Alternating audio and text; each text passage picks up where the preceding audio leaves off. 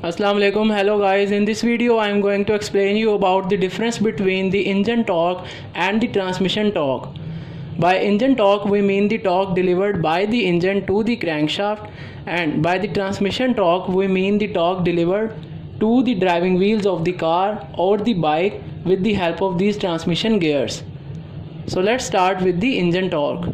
Engine torque is actually due to the burning air fuel mixture present in the combustion chamber. Due to these burning gases, a force F is acted on the piston, and due to this force F, a component thrust force is producing in the connecting rod, and hence the engine torque in the crankshaft is the product of this thrust force and the perpendicular distance OA. Here I have the graph between the engine torque and the RPMs.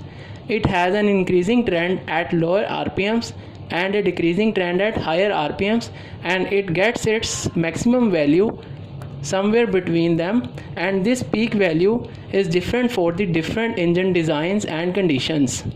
So engine torque has nothing to do with the torque present on these driving wheels. The torque on these driving wheels is called the transmission torque, which I'll be explaining to you next. So now, in order to explain this transmission torque, I have assumed 5 gears in my car design, and suppose each gear has 40, 30, 20, 10 and 5 teeths on it, and also here I have the meshing gear mounted on the crankshaft in order to transmit the power, and suppose this meshing gear has 10 teeths on it. So now by this formula of gear ratio by teeths, each gear has 4, 3, 2, 1 and 0.5 gear ratios respectively.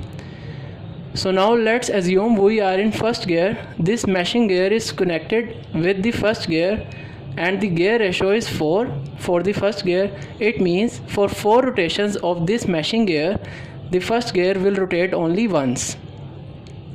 And here I have also the fixed differential gear ratio or the driving wheel gear ratio, and it is 3:1. It means for the 3 rotations of our transmission system, the driving wheels will rotate only once because it is 3:1. And now if we are in first gear and we multiply this differential gear ratio, which is 3:1, with this first gear ratio, which is 4:1, we will obtain 12:1. And it means this meshing gear, if it is rotating 12 times, then here these driving wheels will rotate only once. So now let's come towards the main point. Transmission torque here on the driving wheels is equal to the product of the engine torque into the gear ratio, and this engine torque, which I have explained earlier, is unique for the unique RPM. So now if we are in first gear, the gear ratio here is 4. So by this equation, the transmission torque on the wheels is maximum when we are in the first gear, and due to this maximum torque in the first gear, there will be the maximum acceleration and maximum peak.